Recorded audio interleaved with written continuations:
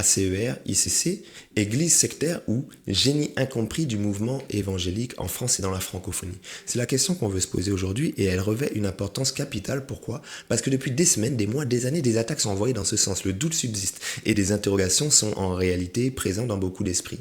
Mais ne pas avoir les réponses à cette fameuse question risque de nous faire passer à côté d'un sujet extrêmement important. Alors il y a deux hypothèses. Soit ces églises sont véritablement sectaires, auquel cas cela est extrêmement dangereux parce qu'elles sont à la pointe.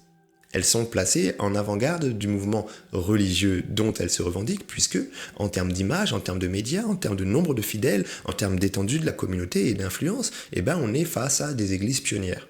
D'ailleurs, pour la deuxième mentionnée, elle est aussi le lieu d'atterrissage de beaucoup de prédicateurs de renommée internationale qui la considèrent comme la référence française. Une référence française qui serait finalement une secte, pour l'interrogation.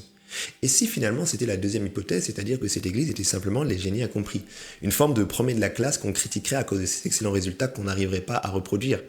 Et si finalement c'était simplement des églises qui travailleraient sur un certain volume si important qui fait que on pourrait facilement retrouver quelques cas isolés de pratiques malheureuses qui auraient pu causer du tort, mais qui ne relèvent pas forcément d'un système organisé et défaillant?